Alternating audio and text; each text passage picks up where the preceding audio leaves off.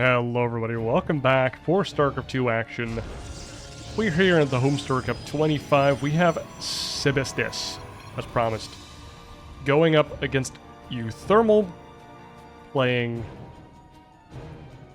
Protoss.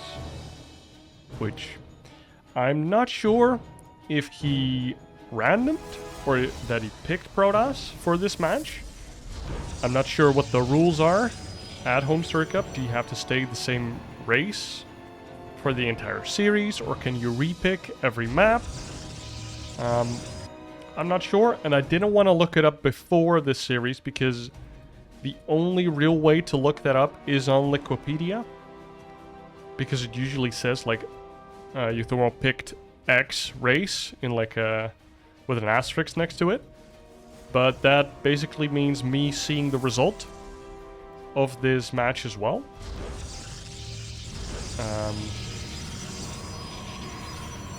So I didn't do that. I picked these matches a couple weeks ago. I guess I could have looked it up then. I'll try and do that for the future. But for now we have a PvP versus Sebesdes and Protoss fan. Having his pylon unequipped. 3 gateways actually, what the hell? That is definitely non-standard. Now ain't it? We also have a pylon out on the map. Sebesdes not even hiding that fact. Has 1 pylon and that's it. uThermal doesn't scout the rest of the base, so it doesn't find that.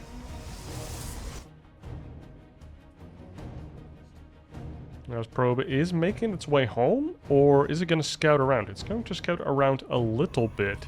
Do have a proxy robo build here from Sebesdes. It's pretty strong in PvP, but the robo is quite far away. Like, the rush distance from his main and the proxy is about the same, I would say. We see 3 stalkers coming out here from uThermal. Sebesdes is in the know, however. He saw all 3 of those gateways. The stalkers are coming out. More stalkers being produced. This probe is not going to see those gateways again, but as you can see here, all 3 gateways are producing stalkers. So it's kind of a 3-gate stalker pressure. 2 adepts are trying to get across the map. Nice pylon block here with the probe. These adepts. And I don't know how he sniffed it out, but uThermal found the robos. Now clicking on the pylon here. And do you wait till the robo unit comes out? You probably should, but you don't know how far along it is. So the Immortal gets cancelled. And Sebesdes can't power this robo anymore, so she probably canceled that robo or Immortal at some point to get his money back. He's also supply blocked. And there's 1 adept still left over here. uThermal blocked in his base completely here. His natural and main now behind the wall. This probe slowly nibbling away at the robo. The stalkers catch another stalker out on the map. Only 1 stalker from Sebesdes and uThermal. She's gonna cheese this guy out of the game. Well, I guess they were both kind of cheesing each other. I don't know if the 3 gate's really a cheese, if you just go for Nexus behind it. The almighty sentry that does bonus damage to shields now is on the map. The pylon does get sniped. 2 gates are down, and the GG comes out from Sebesdes. And for game number 2, we are here on Oceanborn with uThermal going up against Sebesdes. Now, I haven't talked a lot about this Protoss player just yet. I think he's from, I don't know how you say it in English, like Czech? In Dutch we say Czechia, but he's a Czech player. You know, the country below to the right of Poland? Is that the right way around?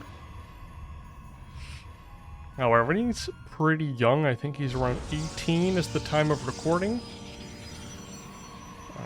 So he's fresh blood, as they say. uThermal spawning Protoss once again. I am for now assuming that he's playing random.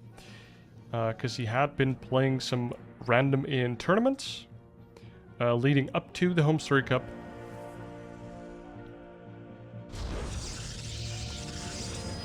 So I guess he's playing random against any opponent that is like, I don't know, he will look foolish against. Oh, and we see the triple gateway from uThermal again. Cybercore should be coming out now.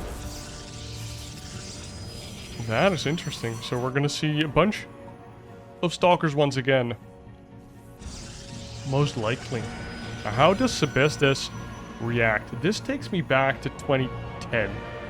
Like 2010, 2011, the State of the Game podcast, like In Control, at the time, Tyler, not Tyler 1, discussing PvP. And like it was the 4-gate meta, where gateway research just finished super fast. And you could still warp in fast on any pylon, and you could warp in on the high ground. If you can imagine that, if there was a pylon here from either player, you could warp in on the high ground if you had any vision. It was kind of a crazy time. And PvP was just 4-gate versus 4-gate, kind of. Because if you were 3-gating, you could hold off a 4-gate. But you don't want to be 2-gating against it, and I don't really remember the discussion from that. Oh, Adept's coming out of uThermal this time around. So not spamming the Stalkers, but now going for the Adept spam. No attempt at a Nexus just yet. sebesdes is doing the Nexus-y stuff, is expanding. How dare he? This probe from uThermal is coming back. We see gateway research being chrono boosted out. And these Adepts are trying to make their way across. They shade on into the army of sebesdes here. Try to kill off the sentry, which is a light unit. And I'm actually surprised that 3 Adepts did not manage to kill that sentry. The Adepts do manage to shade on into the main base here. Kill 4 probes. And never get that 5th elusive kill. Do see 3 more Adepts in the wings. And now 3 or 2 sentries and a Stalker coming out. And actually, it's an expansion for uThermal is ready. The Adepts here shade on in. Just suiciding and trying to get more probe kills. And the sentry's still alive somehow. Oh, 4 more kills going the way of uThermal here. That makes 8 probe deaths on the side of sebesdes. And we have 3 gateways for uThermal. Neither side tech it up to anything else. Outside of gateway units, we have 4 sentries on the side of sebesdes, now adding on a cheeky robotics facility. And there's no Nexus done yet for uThermal, so he will start falling behind in the economy here. But his Nexus will finish up, and then it will equalize. So a slight favor to sebesdes, I would say, because he's ahead in tech, has a bigger army, and will have a better economy. Now, the Nexus for uThermal is finishing up, but this is still a pretty fearsome army from sebesdes moving on out. The youngster here out for blood. And a 5 sentry, 6 Stalker force. Doesn't look that strong, but don't get it twisted. Sentries nowadays are pretty good at killing other Protoss units because they got that plus damage to shields. We see a cheeky force field there from sebesdes, locking out half of uThermal's army. And look at these sentries just lining themselves up.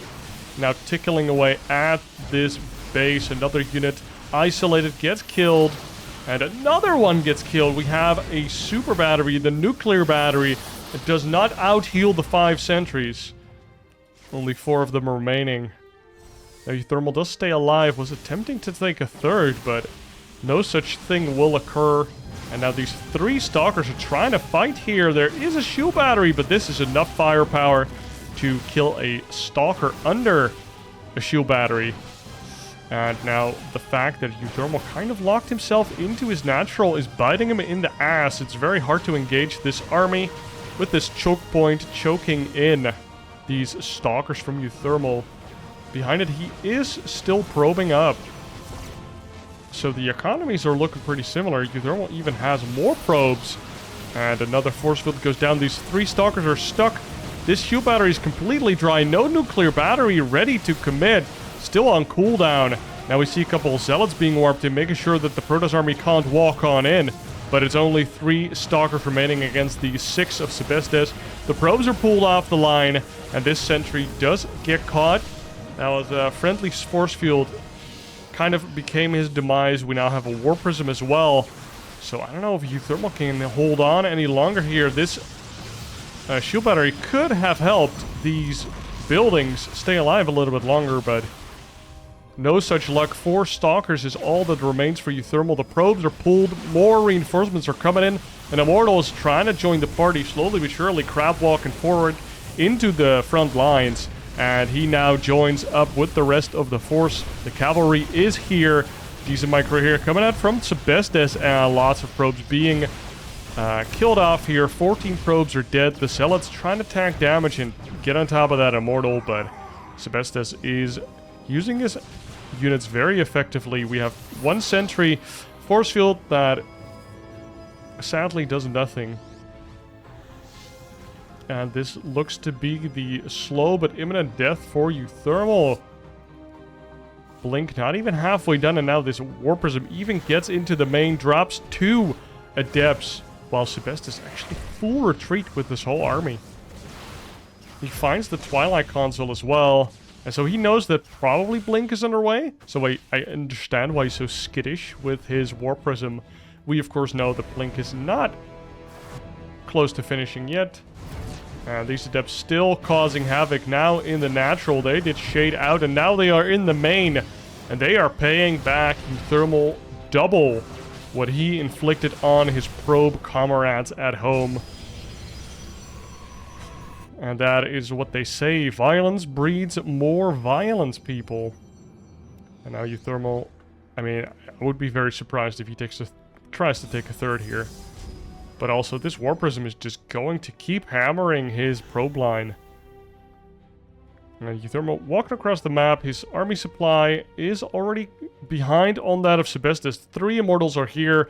If he sees those, I wouldn't be surprised if he GG's out just like that. And pretty convincing game number 2 here from sebesdes. Shows or sees the 3 gateways once again. And now uThermal tried to do the triple adept, and it didn't really look worth it. I feel like if he did stalkers this game, he could have actually pushed to cancel the natural and expand behind it himself. So a pretty cool build from uThermal coming out. Would be interesting to see if you can actually hide like the 3rd gateway at all, but I don't think you can, because these first gates plus the cybercore are all on 1 pylon. So having an additional gate and a pylon is like, it's a lot of minerals early on. And this time around, we are here on Alycone for game number 3. sebesdes going up against uThermal, and uThermal spawning Zerg this time around for our game number 3. Further reinforcing my suspicion that he's playing random. But I'll check after the game. I don't know if I guess I'll edit it in at the start of game 1 would make the most sense. Now, from what I remember is that uThermal thinks that his Zerg is like his worst race. And that I've also seen a couple of cool cheeses with his Zerg, which I do appreciate. We see gas into pool with a drone going out to the gold base. Alycone is a pretty good map for Zerg just because of the gold base alone. Now it does have last patches, it does have only 1 gas, and it is pretty vulnerable to harassment. So it seems like a pretty fair third, or a pretty fair base, even if it gets taken early. Enough opportunities for the Protoss to mess with them. We see an extra gateway and a cybercore coming out of sebesdes instead of a nexus, because he did scout and he sees a pretty early pool. Now what has he seen? He sees no natural. I mean, you can't think that this is a 12 pool, surely. I think we need more pylons. We do see a zealot being pumped out here.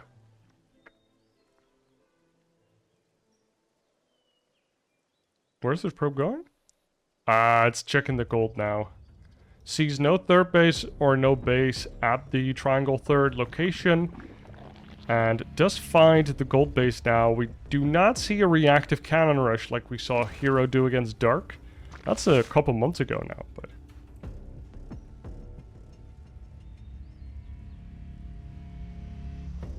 And now the Zealot is moving on out. Is it going to, like, take down these rocks? Because usually the Zerg actually is the one taking down these rocks first. Like, this is kind of funny, right? Like, both of these players are, like, thinking about taking down the rocks. So one of these is wrong, but whomst is wrong here? The Adept. Oh, ready to take down this drone? Not a drone.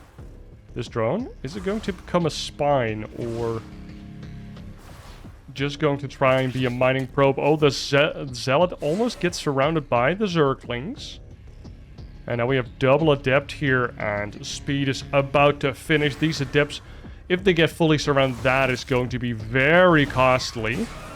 But at least sebesdes is on 2 gates, so he can kind of afford to remake a couple units, or at least he can do it faster. But he has invested a lot more into getting these Adepts out, so... I don't know if it's better or worse. Like, if these 2 Adepts were made out of 1 gateway, it does represent a more significant part of his force, but on the other side he invested an extra gateway into getting these units out earlier. With 2 gates. Oh my god, what the hell? Double drop in the main. He has a lair. What a cute build. No +1 evo, like... we did back in the day when you needed an Evo chamber for drop. Now the Lynx get on into the main base. What a sucker punch build this one is. And sebesdes pulling all of his probes out, and it's a feels good moment for uThermal here. Taking all of his gases behind this as well. Going Hydra. And we saw Burrow started a little bit there, but then canceled it again. The Lynx actually gets saved from the Oracle beams here. And sebesdes sending back his probes. Little, how do you say? Optimistic, I would say. There is a Void Ray underway. It's being chrono boosted, but it's taken a little bit. That build time nerf from a couple patches ago hitting hard. And we see Hydras and Hydra Speed, which is like the aggressive upgrade here. Usually you get range if you want to be a little bit more defensive. You get speed first if you want to be a little bit more offensive with your Hydras, depending. Sometimes you just need the range to be effective in offense. Like if you want to pick away at certain buildings. And the drones or the probes do get taken down. 11 get taken down for the price of 20 Zerglings in total this game. And I mean, they can only drop 16. 8 Lings per Overlord, and now we see 2 base Hydra coming out, dude. I've got to say, this is some weird stuff coming out of uThermal, and I'm loving it. Definitely. 2 more gates coming out, making it 4 gateways for sebesdes here. Pretty defensive setup for him. We could see a little cute Overlord creep highway between the bases if needed. Now this Oracle is coming out, turns itself on, and then turns itself off again. It's like, nah, I don't want to kill these 2 Hydras. I don't actually know if a Hydra or 2 Hydras win or lose versus an Oracle. I guess as soon as the 3rd Hydra joins in, it's all Ogre. Now look at that, Ling Hydra, +1 range, or a range for the Hydras also coming out now. That finishes pretty darn fast. Now look at that, these Hydras are gonna try to snipe this Void Ray, but there's only 1 shield battery. It's almost drained already. No second Void Ray on the map. And we see a bunch of Stalkers coming out. This gateway's almost gonna die here. That's 25% of sebesdes, his production. And just more Lynx and Hydras coming out, but also we saw 10 drones. Oh my god. uThermal gets a force fielded in, but he doesn't care. He kills the Artosis pylon, and before you know it, all of your units are gone. Even though you have a nuclear battery, this is just a lot of Hydralisks. Looking like Brood War Zerg here. Just Hydra busting from 2-hatch. And GG is called. Sebesdes has to capitulate against the Protoss fan himself. It's uThermal. I have never seen this type of game ever. But it's a really cool build. I'm sure some of you have done this on the ladder before. Heck, I know that I've done similar stuff on the ladder, but this one's pretty cool. The 2-base Hydra with 3 gas, I suppose. And the gold. That does kind of afford you that extra oomph. Guys, I hope you enjoyed this little all over the place cast, because I don't know what matchup I'm expecting. I don't know how good either of these players are at their races. And if they play like this, I don't know. There's no meta, you know? They're not playing meta. But I hope you enjoyed it nonetheless. Thank you for watching, and I hope to see you in the next one. Cheers. Oh, and don't forget to like and subscribe. I don't think I did a call to action.